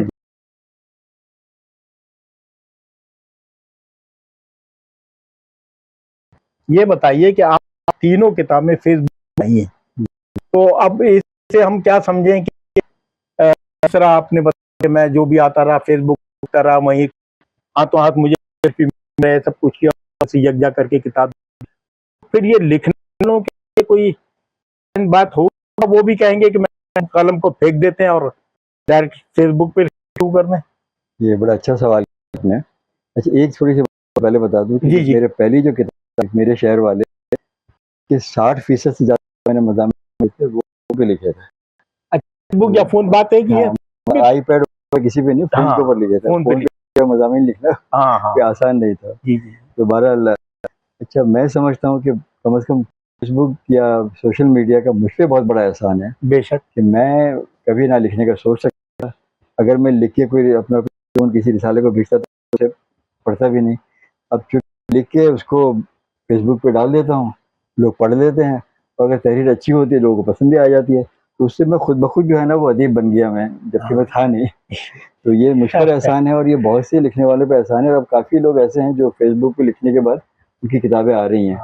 मेरे ख्याल में मुझसे पहले एक हाँ किताब वैसे बहुत सी एक कुछ लोगों का पता चला है कि वो लिखते हैं, मगर कलम और कागज का तो वो अलग है उसकी, वो तो सवाल ही नहीं होता कि ये इनका खात्मा होगा। ये तो होगा, और किताबें भी रहेंगी, वो पीडीएफ भी आ गई हैं, जी हाँ, पुरानी किताबों की, नई किताबों की पीडीएफ आ गई है। आप घर उनको पढ़िए, होती नहीं, किताब पढ़ने की जरूरत नहीं, मगर जो लिखने का मजा और किताब सीखने का पढ़ने मजा का है, वो ऐसा नशा है कि जो इंसान के खून में शामिल है। बेशक। ये नशा तो कभी नहीं उतरेगा कि कुछ हो जाए, इंसान कितनी तरक्की, फेसबुक, मोबाइल, सोशल मीडिया की तरक्की कर ले, किताब रहेगी, जी, अदीब अदीब रहेगा, कलम कलम रहेगा। अब वो ठीक है, अब आजकल कलम से नहीं लिखा जाता, जैसे मैं या और भी बहुत सारे हैं, हम लोग क्या है, ये कंप्यूटर पे लिखते हैं, जी हाँ, उसके बाद उसका प्रिंट निकाल लेते हैं और फिर उस तरह हम किताबें छपा देते हैं। मतलब किताबें छपना नहीं है, वो रहे। तो आपने इनका शुक्र किया, मगर एक बात बताऊं आपको, का मोबाइल और फेसबुक और सोशल मीडिया का शुक्र अदा करता है। उसकी वजह ये है, अगर अलील ना होती, उनकी तीमारी के लिए घर होते, और घर में उनकी ख्याल के बचने के वक्त को अगर मोबाइल से सर्फ ना कर, तो ये किताबी मुसन्ना शौक नहीं आती। बकौल आपके कि मैं तो शायर हूँ ना मुसन्निफ हूँ, मुझे तो लिखना था, और अगर मैं हाथ से लिख के या कंप्यूटर से लिख के उसका निकाल के या किसी जरिए से अखबारात या रिसाल को भेजता, तो ये आपका ख्याल है कि वो शायर ना करते, और हो भी सकता है शायर ना करते, और ये भी था शायर करते। अगर इसमें लिखने का जो एक बड़ा फायदा होता है, वो ये कि ये हाथों हाथ बता देता है, जी हाँ, फौरन आपको रिजल्ट देता है आपकी तहरीर का, बिल्कुल उसी जैसे ड्रामा, इसलिए ड्रामे के ने बताया, ड्रामा स्टेज पे खेल जाता है, तो जो फनकार होते हैं वो बताते हैं कि हमें उसमें एहतियात करनी पड़ती, फौरन रिजल्ट आता है। जी कोई बात हुई तो लोगों का शोर, आवाज़ किसी ने कोई आवाज कस दिया, हुटिंग कर दी, और तो तालियां बजा हवा कर दिया, तो ये जो क्विक रिस्पांस होता है जैसे ड्रामे में, इसी तरह आपके ये फेसबुक में और मोबाइल में भी हो। जी, तो इससे कम से कम ये जाता है कि लिखने वाले का दिल मुतमईन हो जाता है कि भाई उसने लिखा तो लोगों को पसंद जी, किया, और यही लोगों की पसंदीदगी ने आपको इस तरह किया, और आप जब देखा को लोग पसंद कर रहे हैं आपकी तहरीर, तो आपने पे लिखना शुरू किया, और आज इन किताबों के मुसन्निफ। तो एक तो ये सवाल, दूसरा मैं पूछना चाह रहा था कि आप जो अब लिख रहे हैं, तो आप मशवरा ये कि अगर लिखने वाले जो लिख रहे हैं वो भी लिख रहे हैं, कंप्यूटर लिख रहे हैं या फेसबुक पे लिख रहे हैं या कलम से लिख रहे हैं, तो क्या आप जिस तरह आपके सफर किया, सफर तहरीर, क्या लोगों को इस होना चाहिए? बेशक होना चाहिए, जिस तरह भी हो, चाहे वो वैसे सालों में भेजे या फेसबुक नहीं, मैं सिर्फ इसकी बात, जैसे आपने इस पे पहले स्टार्ट किया मोबाइल, जी अच्छा मोबाइल के कीबोर्ड में कीबोर्ड है, जी उसमें चलती है तो गलत की जुमले में होती है, जी फिर उसको पहले सही करते रहे। मैं तो तकलीफ दे, मगर क्योंकि आपके पास तो वक्त था कि आप बैठे थे तो आपने सोचा चलो मैं लिखना शुरू कर दूं। कलम कागज लेके बैठ नहीं पाते तो शायद लिख ना पाते। जी। अच्छा, अभी ये होता है कि मैं लिखता मज़ामीन, तो लोग ये समझते किसी सिलसिले के मज़ामीन है, तो उनकी फरमाइश आती है कि आप किताब का किताब कब आ रही है, तो देखिए वही ये। समझते हैं कि जो है किताब लिख रहा हूँ, हाँ तो इसीलिए उसमें बहुत सारे मुख्तलिफ मौज़ूआत पर हाँ और मुख्तलिफ सिन्फ जो है वो जमा हो गए। मज़ामीन अलग हैं, हाँ, हकाई अलग हैं, और बहुत सारे संजीदा है, खाके हैं। संजीदा मज़ामीन भी हैं, बहुत से संजीदा ख़ासतौर पे कोविड के ज़माने में बहुत सारे मज़ामीन थे जो बहुत संजीदा थे। और जो है बहुत से शहरों के बारे में मैंने लिखा है, हाँ, हिंदुस्तान शहरों के बारे पाकिस्तान में के, आपके दुनिया अलग में हैं। जहाँ जहाँ मैं गया या जिन जी लोगों जी, से मिला उनसे शहरों के बारे में फिर बहुत से बिरादरियों के बारे में लिखा है। यानी मैंने मकानियों के बारे में लिखा था, मलबारियों के बारे में लिखा था, पारसियों के बारे अब में देखिए लिखा था। इसके बारे में भी और बहुत ये कम ऐसा लोग है कि जानते हैं शायद हमारे। बहुत कम लोगों ने इस मौजू पे कलम उठाया हो। हाँ तो तकरीबन जितनी भी बिरादरियाँ मशहूर हिंदुस्तान पाकिस्तान में हैं, और है पश्तून भी हैं, सिखों पे जी लिखा जी, है, अरबों पे अच्छा, लिखा है, अंग्रेज़ों पे लिखा है, और श्रीलंकन पे, थाईलैंड पे या फिलिपींस के ऊपर लिखा हुआ है। माशाल्लाह तो इतना आपने किया ये था। किताब ये बन सकती है, बिल्कुल बन सकती और है, उसका मगर अब उन्वान बस मैंने रखा था ये जहां वाले। ये जहां वाले हैं। जी हाँ, ये जहां वाले। अच्छा ये बताइए कि अभी आपने बताया, हमने भी, हमारी भी नजर से गुजरा, अब आपने जरा सा रुख तब्दील कर दिया है, अब आप आ गए हैं आलू प्याज। तो ये आलू प्याज वाली कहानी क्या है? ये वो है कि आलू प्याज पे मैंने कोई ऐसी नहीं महंगाई वगैरह इस पे नहीं लिखा। हाँ, मैं, अगर आपने भी शायद पढ़ा हो स्कूल में, ख्वाजा हसन निज़ामी, उनका एक मजमून था मच्छर का जनाजा। मच्छर का जरा दूर बेचारे से। मच्छर का जनाजा ज़ाहिर चीज़ तो नहीं है, कोई बड़ी चीज़। हाँ तो मैं जब भी लिखता हूँ जो चीज़ भी जो हमारी ज़िंदगी में शामिल है, तो मैंने एक बार हशरातुल अर्ज़ पे भी लिखा, मच्छर, मक्खी, कॉकरोच इसके ऊपर। वाह, अच्छा, मैंने एक बार खुशबुओं पे लिखा, एक बार जो बदबू लिखा, हाँ एक हाँ, बार बैतुल खला पे लिखा एक मजमून, वो बड़ा क्या मकबूल हुआ कहने, है। क्या उसका कहने। उन्वान था जाएँ तो जाएँ कहाँ? मतलब जो तो आप, जाएंगे। ये एक वो है ख़वातीन के लिए कि जब वो किसी पब्लिक मुकाम पे जाती हैं और अगर ये काम ना हो तो किस तरह तकलीफ़ होती है, तो उस अंदाज़ में लिखता हूँ मैं, वो ज़रा लोगों को क्या होता है। हाँ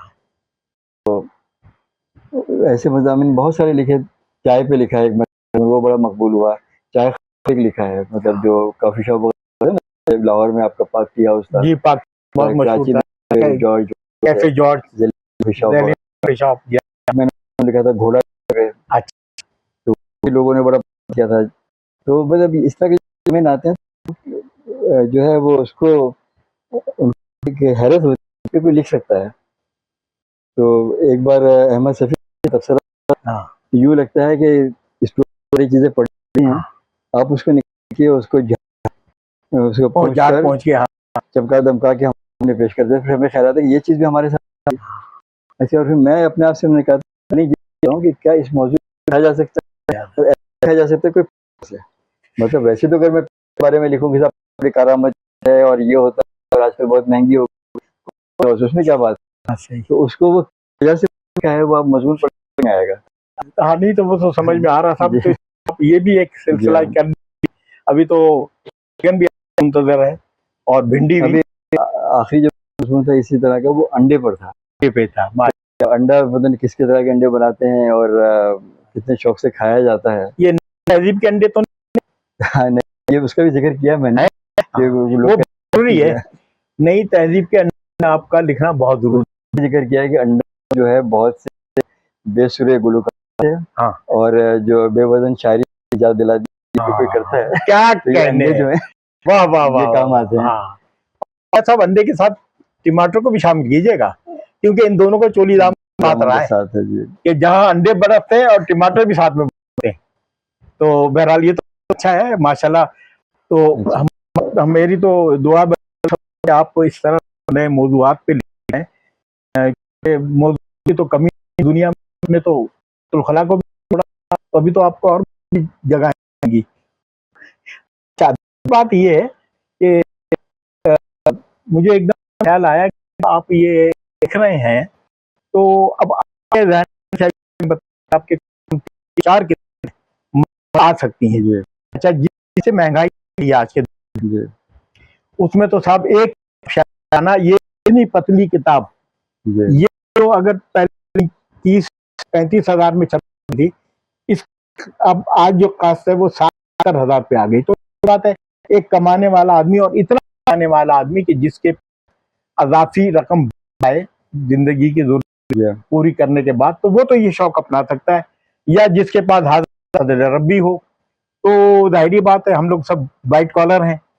तो इसमें ऐसा है कि आप ये सोचिए कि किताब नहीं शाया होगी तो मैं क्यों लिखूं। जी आप लिखते जाइए और किताब मुरत्तब करते जाइए, यानी वो बार रख दीजिए, उसके बाद छोड़ दीजिए। वक्त जो है वो जैसे आज है वो कल नहीं रहेगा। बेशक तो इस तरह हो सकता है आगे कोई ऐसा हमारे दरमियान कोई ऐसा मुखय्यर आ जाए, या कोई ऐसा कुदरत की तरफ से कोई मौजूदा हो जाए कि ये किताब है, ये आ जाए, ये आप की शक्ल में आ जाए। कि ये ऊपर कर्ज जी है। हम जो भी काम कर रहे हैं, अगर हम गुलकार, शायर हैं, अदीब हैं, मौलवी हैं, हम पे हमने जिस चीज बनाया वो एक तरह हमारे ऊपर फर्ज था, और अब हमारा लिए कि हम वो कर पाए। ये वो जो आप सिर्फ आपकी बात का है, जो कर्ज चुकाने की बात की, तो एक कर्ज मैं चुका देता हूँ जनाब, कि ये जो मेरी पहली किताब जो है शहर वाले, हाँ, जो हमारे दोस्त हैं जाहिद अली खान साहब, जायदा, उन्होंने खुद कि मैं छापता हूँ, और उन्होंने मतलब मुझे एक पैसा नहीं दिया। और ये किताब मेरी अल्हम्दुलिल्लाह इतनी कामयाब हुई, आपकी तकरीब में इसमें शामिल थे, बिल्कुल। कि ये इसकी धूम पता नहीं कहाँ कहाँ पहुँची है। ये डॉक्टर कदीर खान साहब ने भी इस किताब का तस्करा किया वाह, मजमून में जंग के। हाँ, तो और इसके हवाले से अखिल अब्बासी ने इस किताब तारुबी की तकरीब में जो एक मजमून पढ़ा था, हाँ, वो बड़ा कामयाब हुआ है। वो बड़ी शौक से सुनते हैं, पूरे कराची का अहवाल उसके अंदर। वाकया कल ये थे और ये थे, इस तरह से लिख के उन्होंने। मैं यहाँ पे जो है ना जाहिद खान साहब को खासतौर पे जो है उनका शुक्रिया अदा करता हूँ, और ये कि उनका ये असर ऊपर है, और उसकी वजह से मैं अदीब बन गया, या नाम नहाद अदीब जो कुछ। तो नहीं, अदीब ना तो आप नाम नेहाद अदीब बने, ना आप अदीब बने, और ना किसी के एहसान से बने। दरअसल ये कुदरत का निज़ाम होता है, एक दूसरे से एक मदद मिलती रहती है, तरगीब मिलती रहती है, और इस तरह से इंसान के काम चल रहे हैं। तो अगर देखा जाए तो हम लोग सब बेबस हैं, हम तो कुछ भी नहीं कर सकते, और करना चाहें तो बहुत कुछ कर लेते हैं। तो ये दरअसल सब एक वसीले होते हैं। तो बहरहाल ये तो बहुत अच्छा हुआ, वाकई ये किताब तो इतनी अच्छी चली है, खूब किताब, मतलब ये बटी नहीं है, बिकी भी है। ये पहली किताब है जो बिकी भी है। बाकी तो मुझे तो इसका तो मालूम है, क्योंकि वो इत्तेफाक से ये गंगा मैंने शायद थी, कितनी बिकी है तो सब मेरे पास है, और सब जाने पहचाने। इसका भी कुछ इल्म है? अच्छा, इसका मैं जिक्र थोड़ा बाद में करूंगा। एक और चीज़ का एतराफ़ कर लूँ मैं जी, अब, चूँकि जा रहा रिकॉर्ड होगा, लोग देखेंगे तो बेहतर। जनाब। मैंने जब ये किताब शाया नहीं हुई थी मेरी, अच्छा, सिर्फ मज़ामीन आ रहे थे, और वो मज़ामीन लोग पसंद कर रहे थे। तो हुमैरा अतहर साहबा का आप जानते होंगे, हुमैरा अतहर, जी हाँ, सब जानते हैं। वो उस ज़माने में जिना अखबार जिना में थी वो, हाँ, तो उसका एक मैगजीन था कराची रन, हाँ, तो उसकी वो एडिटर थी, तो उन्होंने उसमें शाया करना शुरू किया मेरे मज़ामीन। हाँ, और वो सिलसिला उसमें बहुत पसंद किया गया था। हाँ, तकरीबन 20-21 मज़ामीन उसमें शाये हुए मेरे। हाँ, महमूद शाम उसके एडिटर थे उसके। जी जी जी, बिल्कुल बिल्कुल, तो हाँ, उसमें आता था ये, जी हाँ, हुमैरा शाया करती तो थी मतलब यार। मैं उनका भी मतलब बहुत शुक्रगुजार हूँ कि उन्होंने मतलब ये मुझे लोगों तक पहुँचाया, और वहाँ से मेरी पहचान शुरू हुई कि अखबार में भी छपने लगा। अच्छा, मेरे लिए बड़ी खुशी की बात थी कि मेरा मजमून अखबार में भी एक ऐसे जिंदगी भी लिखा ना हो, मज़ामीन शाया हो रहे हो, लोग इसे पसंद करते थे। इसलिए कि तफसीरें आते थे तो लोगों के तफसीर पढ़ता था कि लोगों को ये। अच्छा, जब ये हुमैरा किताब करती थी, अब आप थी? हाँ, उन्होंने फेसबुक पे देखे थे, मतलब मुलाकात तो नहीं थी? फिर मुलाकात हुई, बड़ी एक यादगार एक कराची में हुई थी। आप भी उसमें शामिल थे शायद, भी थे। वो हमारे दोस्त हैं अमीन भयानी, अमीन भैया, वो अमेरिका से इत्तेफाक से उन दिनों मैं भी आया था। हाँ, तो उनसे प्रोग्राम बनाया गया शान मुगलिया। हाँ, शान मुगलिया। तो वहाँ पे ये मेरे ख्याल में जितने दोस्त फेसबुक के थे, ये सारे पहली बार बिल्कुल उसमें आपके रईस प्रो, वो थे अहमद, अनवार अहमद उसमें नहीं थे। अच्छा, उसमें अनवार नहीं थे, हाँ। जिले हसनैन थे, जिले हसनैन, नसीम भाई थे, आप थे, हाँ हाँ, अजमल सिराज भी आए थे, नजीब अयूब भी आए जी थे। जी जी जी, वो याद बड़े है, शरीफ थे, वो बड़ी याद, अमीन भायानी खुद थे उधर, बिल्कुल, हाँ, और अखिल अब्बास जाफरी, और सब ऐसे जैसे बहुत पहले सब मुलाकातें हैं। जानते ये थे। सारा सिलसिला जो है वहाँ से शुरू। अच्छा, और अब दरअसल बात यह है कि मैं पूछ रहा था जी कि आप सिर्फ फेसबुक की वाकिफ थी, दरअसल पीर ने अपनी जगह बाहर में भी, जी लोगों के दिलों में भी, और फेसबुक में भी, आदमी का जानना जरूरी नहीं होता, जगह उसकी तो तहरीर तहरीर में असर तो खुद डालती जी है। अच्छा सर, शौकत, ये बहुत सारी चीजें हम हो गया आलम, मैं समझता हूँ कि हमारा जो ये अफसाना जिंदगी का था, मयूल हक फारूक अकेडमी की जाए, अहद हाजिर के हैं, अदीब हैं, उनको बुलाते हैं और उनके ज़रिए ये जो है थोड़ी सी दू बदू बातें हो जाती हैं, और आवाम भी वो देख भी लेती हैं, बहुत सी बातें भी उनके मुंह से सुन लेती हैं, क्योंकि जो आदमी अपने बारे में खुद बता रहा हो, उनके बारे में दूसरा कोई लिखे तो वो होता है। जी तो अब ऐसा करते हैं कि हम आपसे पहले आपकी जो किताब है मेरे शहर वाले, जी उसमें से आपका किसी एक उस पे मजमून सुनते हैं आपकी जैसे आपने निकाला है हंसाने वाले। जी शकुर साहब, अभी हम इस प्रोग्राम को यहाँ पर रोकते हैं और फिर थोड़ी देर बाद हम हाजिर हो गए।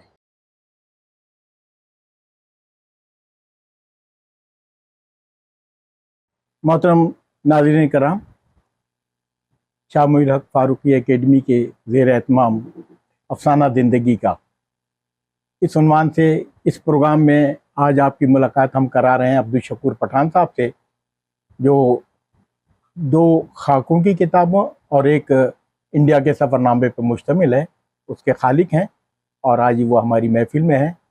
हमारी बातें तो काफ़ी हो गई हैं, पूरी ज़िंदगी की उन्होंने अपने बचपन की रुदात से लेके और अब तक के हालात बताए, और यकीनन आपको पसंद आए होंगे, सुन रहे होंगे आप। अब हम उनसे उनकी एक खाकों की किताब है मेरे शहर वाले, उसमें से हम एक खाका इनकी ज़बानी सुनते हैं।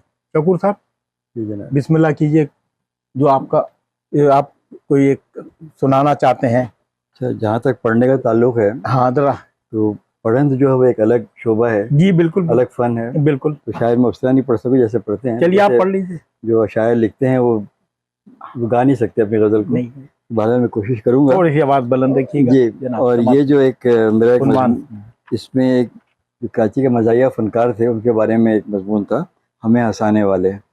तो उसकी जो तमहीद है वो पढ़ के सुनाता हूँ मैं। अच्छा, ये किसके बारे में पहला ये जो है ये आपके ऊपर थे लिखा ना, हुआ ना नाम? मलिक अनोखा भी थे उसमें, हाँ, अच्छा, और जो 50-50 के फनकार थे 50-50, उनका जिक्र था उसमें, अच्छा, इस्माइल तारा और माजिद जहांगीर वगैरह का। तो वो मजमून तो खैर लोग जो किसी को मौका मिले पढ़ने का तो वो उसको पढ़ लेंगे। इसकी तमीज़ ज़रा ज़रा मुख्तलिफ अंदाज की थी, ठीक, वो पेश करता हूँ मैं, चलिए समाज फरमाइए। और कोशिश करूँगा इसको ज़रा और मुख्तसर कर दूँ, थोड़ी नहीं, बड़ी बस है वो ये। इतना तमीद पूरी पढ़ लीजिए आप, जी। तमीद पूरी पढ़ लीजिए। सिद्धार्थ ने जब आँख खोली तो अपने चारों ओर दुख, तकलीफ, अशांति और कठिनाई पाई। वाह, सारे जग में कौन था जो दुखी नहीं था? उसका हसास मन इतने दुख देख नहीं पाया और दुनिया को त्याग कर निर्वाण की तलाश में वन में जाकर बस गया। उसकी तपस्या ने उसे अधमुआ कर दिया, यहाँ तक कि पेट पीठ से लग गया और उसका शरीर हड्डियों का पिंजर बनकर रह गया। वाह, गौतम यानी सिद्धार्थ ने दुनिया से मुख मोड़कर अपने मन को सुखी करना चाहा, मगर वो क्या करते जो इस दुख सागर में हाथ पांव मारने के लिए रह गए थे। वाह, ये भी हकीकत है कि दुनिया में ऐसा कौन है जिसे कोई ना कोई दुख ना हो। ये और बात है कि हमने दूसरों के सामने अपना भरम रखने और अपना गम छुपाने का सलीका सीख लिया है। कोई नहीं जानता कि मेरे साथ जो बैठा हंस रहा है अपने अंदर क्या गम लिए हुए है। बेश, दुख का कोई नाम नहीं, कोई भूख से बेहाल है तो कोई किसी रोग और बीमारी के हाथों परेशान है, और गुर्बत तो है ही तमाम दुखों की माँ। फिर कोई औलाद ना होने पर अफसरदा है, कोई औलाद ही के हाथों दुखी है। कोई माल दौलत के अंबार लिए बैठा है मगर तन्हा है, और कोई कसीर अयाल है लेकिन कंगाल है। क्या कहें। कोई अपनी ज़रूरत के लिए इज्जत का सौदा कर रहा है, और कहीं कोई सफ़ेद पोश गैरतमंद अपनी मुश्किल दूसरों से कहने से पहले जाने किस कर्ब से गुजर रहा है। कहीं बूढ़े वालिदैन बेटी के बालों में चांदी के तार देखकर हौल खा रहे हैं, और कहीं कोई किसी को याद करके रो रहा है। ऐसे में वो जो इन दुखी लोगों के चेहरे पर मुस्कान लाने के जतन करते हैं, यकीन कीजिए वो बहुत बड़ा काम करते हैं, जो दूसरों को हंसाते हैं और उनके ज़ख्मी दिलों पर मरहम रखते हैं। ये लोग इंसानियत के मोहसिन हैं। लेकिन कोई नहीं जानता कि जो दूसरों की ज़िंदगियों में रंग बखेरते हैं, खुद किस आलम में होते हैं। वो खतीब शिफाई का शेर है, खुद अंधेरे में है औरों को दिखाते हैं चिराग। चंद ऐसे लोगों को जब ज़रा करीब से जाकर देखा तो मालूम हुआ ये तो अपने सोच को तरन्नुम और अपनी आँख को तबस्सुम बनाने के में ढालने वाले फ़नकार हैं। हमारे दौर के सबसे अजीम मज़ाहिया फ़नकार मोइन अख्तर के साथ बहरीन में 2 दिन साथ रहने का मौका मिला। उनके साथ एक फ़िल्म भी देखी। इन 2 दिनों में मैंने एक बार भी मोइन अख्तर को हंसते हुए नहीं देखा या मजाक करते नहीं देखा। तो पूरी संजीदगी से अपने प्रोग्राम और अपने साथी फ़नकारों ताज मुल्तानी और निगहत सीमा की रिहर्सल पर तवज्जो दिए हुए थे। ऐसे सोसाइटी में हमारे मोहल्ले में जो आजकल कहलाता है किडनी हिल, यहाँ पर एक फ़िल्म की शूटिंग हो रही थी, नई लैला नया मजनू। वहाँ पर लहरी साहब और कमाल और अदाकारा नसीमा खान थे। लहरी साहब को वहाँ देखा। अगर कोई मुझसे लफ्ज़ गंभीरता के मायने पूछे तो मैं लहरी साहब की उस वक्त की तस्वीर दिखा सकता हूँ। वाह। लेकिन जो चेहरा मुझे नहीं भूलता वो अदाकार नन्ना का है। उन्हें पर्दे पर हमेशा हंसते बोलते ही देखा। एक बार मैं कराची में मेट्रोपोल होटल के सामने टैक्सी की तलाश में खड़ा था, तो एक टैक्सी मेरे करीब आकर रुकी। एक शख्स उतर कर होटल में गायब हो गया। मैं ड्राइवर से पूछना चाहता था क्या टैक्सी खाली है, तो देखा कि पिछली नशिस्त पर पुलिस की वर्दी में मलबूस एक गोल मटोल सा शख्स बैठा हुआ है। यह अदाकार नन्ना था। यकीन जानिए उसके चेहरे की संजीदगी देखकर खौफ आ रहा था। चंद साल बाद सुना कि नन्ना ने खुदकशी कर ली। क्या दुख से खाया जा रहा था ये किसी को नहीं मालूम। ये वाक़या शायद आपने सुन रखा हो, मज़ाक़ नहीं कि एक बार फिर यहाँ पढ़ लें। एक शख्स डॉक्टर के पास गया कि डॉक्टर साहब मैं हर तरह से सेहतमंद हूँ, बस एक बीमारी है, मुझे हंसी नहीं आती। कई साल हो गए मुझे हंसे हुए, मैं हंसना चाहता हूँ। डॉक्टर ने कहा तुम बड़े सही वक्त पर आए हो, तुम्हारा इलाज बहुत आसान है। आजकल शहर में एक सर्कस आया हुआ है, जहाँ पीटर नाम का एक मस्करा वो इस कदर मज़ेदार हरकतें करता है कि लोग हंसते हंसते लोटपोट हो जाते हैं। मुझे यकीन है कि तुम पीटर का तमाशा देखोगे तो फ़ौरन हंस पड़ोगे। उस शख्स ने कहा डॉक्टर साहब मैं ही पीटर हूँ। ऐसे ही कई पीटर मेरे शहर वालों को हंसाते रहे। आगे भी जो है क्या कहने, बहुत खूब बहुत खूब।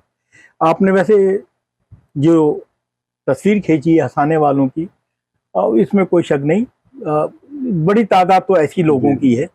इसी बारे में शायरों के बारे में कहते हैं जो वाकई शायर हैं, हकीकी शायर होते हैं, वो भी चोट खाए हुए होते हैं। और वो चोट जो होती है, जाहिर बात है ये मोहब्बती का एक असर होता है जिसके तहत फिर वो शायरी में आ जाते हैं। इसी तरह ये हंसाने वालों में बेशतर आपने कहा, मैंने भी एक दो को देखा है, तो पता नहीं चल रहा था कि ये वहाँ तो हंसा रहे थे, यहाँ इनको क्या हो गया, मगर खैर बहुत अच्छा। तो हजरत ये नाज़रीन करम, ये मेरे शहर वालों में से किताब में से उन्होंने एक, बल्कि पूरा मजमून तो नहीं पढ़ा, हंसाने वालों का जो जिक्र था वो तो उन्होंने नहीं किया, मगर उसकी तमहीद उन्होंने बताई जो बहुत कमाल की थी। और अब हम आपसे दरख्वास्त करेंगे कि अपने सफ़रनामे में से किसी एक शहर का कोई अपना सफ़र बयान करें। हम जब जयपुर गए थे तो वहाँ पे हमने ये किया था कि एक रिक्शा वाले थे, उनसे हमने तय कर लिया था कि वो हमें रोज़ शहर में घुमाया करेंगे। अच्छा। हम कोई 18 लोग थे, तो 2 रिक्शा थे। वो रिक्शा अजीब तरह के होते थे, उसमें मतलब 9 लोगों की गुंजाइश होती थी। अच्छा। तो पीछे उन्होंने वाला आमने सामने बैठते थे इस तरह के। अच्छा। तो उनसे तय कर लिया था। वो बड़े अच्छे लोग थे, हमें हर जगह घुमाते थे, साथ साथ गाइड भी करते थे। तो 2 भाई थे या 2 दोस्त थे, एक का नाम था मनोज और एक का नाम था कुमार। तो हम उन्हें मनोज कुमार कहते थे दोनों को। तो उन्होंने हमें बहुत अच्छा, हम एक जगह हम गए तो उन्होंने चाय पिलाई, हमें चाय पीनी थी। हमने कहा कि बहुत थके हैं, चाय पीनी, तो उन्होंने चाय पिलाई। तो हम पैसे देने गए तो मना कर दिया। नहीं, हमने कहा आप लोग यहाँ लेके आए थे, आप हमारे मेहमान हैं। तो उन्होंने, तो मैं देना चाह रहा था पैसे, तो हमारे खालू ने मना कर दिया कि नहीं, उसका दिल टूट जाएगा, देने दो उसे, बाद में जब तुम इसे होगा तो ज़्यादा पैसे दे देना। तो जब हमारा वो जयपुर का दौरा ख़त्म हो गया, हम जब वापस जा रहे थे, जयपुर से हम गए थे आगरा, तो वहाँ का थोड़ा सा जिक्र मैं कर देता हूँ कि वो मनोज वगैरह हमें जब खुदा हाफिज़ कहने आए, तो हमने कैसे उनको जो है, मतलब ऐसे मेरे जो खाला के बेटे थे, फौजान नाम था उनका, वो हमें ले गए थे वहाँ पर। तो उन्होंने उनके साथ जो है पैसे वगैरह दिए, जो भी मामला तय किया, उनका जिक्र आगे आएगा। तो मैं ये आपको ज़रा सुना देता हूँ कि हम सब बस अड्डे पर खड़े आगरा जाने वाली बस का इंतज़ार कर रहे थे। अच्छा, हमारी गुलाबी नगरी की यात्रा मुकम्मल हो चुकी थी। गुलाबी नगरी यानी जयपुर। जयपुर। और अब मोहब्बत की लाफानी यादगार देखने जाना था। फौजान मेरे जो खाला के बेटे थे, फौजान ने राजकुमार नाम था, मनोज कुमार नहीं, राजकुमार था। राज और कुमार का हिसाब चुका दिया था और हम सब अपने अपने सामान के साथ बस के इंतज़ार में खड़े थे। मैंने मुड़कर देखा, राज और कुमार अपने रक्षाओं के पास खड़े हमें देखते थे। मैं खामोशी से दूसरों से हटकर उनकी जानिब चला। मैंने कुछ नोट बटुए से निकालकर ऊपरी जेब में रख लिए। बहुत शुक्रिया, धन्यवाद भाया, आपने बड़ा ख्याल रखा। मैंने मनोज से कहा। अरे नहीं हुक्म। अच्छा, हुक्म जो है ना वहाँ पर राजस्थान में मोहतरम को कहते हैं। अरे नहीं हुक्म, आपकी मेहरबानी, आप लोगों के साथ बहुत अच्छा लगा। राज की आवाज़ में अपनायत थी। इनसे बच्चों के लिए मिठाई ले लेना। मैंने आस्तेगी से नोट उसकी तरफ बढ़ाए। नहीं हुक्म, आपने 3 दिन हमारे को अपने साथ रखा, आप तो अपने जैसे हो, हमें भैया ने अच्छे पैसे दिए हैं। उसने फौजान की तरफ इशारा किया। उन दोनों ने इनकार किया तो मुझे अपना आप बहुत छोटा महसूस हुआ। मैंने उनके खुलूस को पैसे में तोलना चाहा था। अच्छा, खुदा हाफिज़। मैंने हाथ आगे बढ़ाया तो राज कुछ झचका। शायद वहाँ रिक्शा वालों से हाथ मिलाने का रिवाज नहीं था, हमारे यहाँ भी नहीं है। कुमार से हाथ मिलाकर मैं वहाँ से हटा। दूसरे रिक्शे वाले हमें दिलचस्पी से देख रहे थे। मैंने पीछे हटकर हाथ हिलाया तो उन्होंने हाथ जोड़ दिए। ये फिर उसके बाद जो है आगे दूसरे शहर का है। जामी साहब, ये शकूर पठान साहब शायर तो है नहीं, तो इन्हें खुदा हाफिज़ कहने से पहले ज़रा आप ही हमें कुछ अपनी स्टंडी सुना दीजिए। तस्नीम भाई के हुक्म को भी नहीं टाल सकता, तो मैं कोशिश करता हूँ कि आपको दूँ कि ऐसे ही सब। पहले तो ये देखिए कि तूने किस्से में सारे दुखड़े डाल दिए मेरे हिस्से में, सारे टुकड़े में डाल दिए मेरे हिस्से में। और सबसे मिलता हूँ और मैं मिलने वालों के चेहरे पढ़ता हूँ। सबसे मिलता हूँ और मैं मिलने वालों के चेहरे पढ़ता हूँ। एक शब्द था वो पास, लेकिन हफ्तों तक महकी उसके बदन की बास। वाह बहुत खूब। उसके बदन की बास। एक शब्द था वो पास में। और आखिरी में सुन लीजिए कि रब की इनायत है सबकी इज्जत करता हूँ। रब की इनायत है सबकी इज्जत करता हूँ। सब में इज्जत है। वाह बहुत खूब। बहुत शुक्रिया आप हजरात का। ये गैर जरूरी था मगर आपका हुक्म था। अच्छा साहब, ये आखिर में एक कप आपको याद दिलाएगा। अरे बड़ी नवाज़ी। चाय पिए, कॉफी पिए, तो शाह मोहल्ला फारूकी एकेडमी को जरूर याद कीजिएगा। बहुत शुक्रिया। ठीक है, बहुत शुक्रिया शकूर साहब। अब इत्तेफाक है कि आज इंटरव्यू मैं ले रहा हूँ और आप इंटरव्यू दे रहे हो, तो मैं आपको शकूर साहब कह रहा हूँ, वरना अमूमन तो ये शकूर भाई हैं हमारे।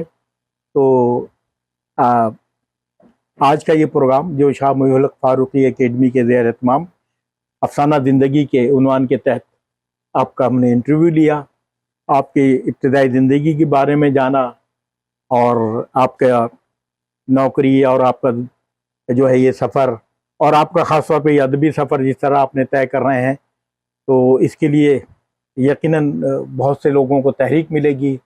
और मेरे ख्याल में इनकी ज़िंदगी ऐसी है कि जिस तरह इन्होंने गुजारी उससे भी आपको बहुत दिलचस्पी महसूस होगी और आगे बढ़ने की राह भी हमवार होगी। तो शकूर साहब, आपका बहुत बहुत शुक्रिया, आप तशरीफ़ लाए। और चूँकि अब ये मेहमान हैं, 1-2 दिन में वापस कनाडा जाने वाले हैं, तो हमने मौके से फ़ायदा उठाया और हमने एकेडमी में इनको मदऊ किया। तो बहुत शुक्रिया जावेद साहब, मेरी जानिब से, तस्लीम फारूकी साहब की जानिब से, सलीम फारूकी की जानिब से और इस एकेडमी की जानिब से। इंशाल्लाह ताला जिंदगी रहे फिर मिलेंगे। अस्सलाम अच्छा, मेरी तरफ से आपका बहुत शुक्रिया अच्छा सलीम फारूकी भाई का, तस्लीम फारूकी भाई का, कि उन्होंने मुझे मौका दिया, दिल की बातें कहने का मौका मिला, जो कि बेरब बातें थी, नहीं बेरब तो नहीं थी, लेकिन और बहरहाल बल्कि मैं बहुत शुक्रगुजार हूँ आपका। और एक चीज़ मैं थोड़ी सी तहसीन करना चाहता हूँ कि आप जो काम कर रहे हैं यहाँ पर, जनाब ये यकीनन बहुत बड़ा काम है कि आप जो अदबी शख्सियतों से लोगों को बुलवाते हैं और जो अदबी तकरीबात करते हैं, मैं वहाँ भी बैठ के देखता रहता हूँ।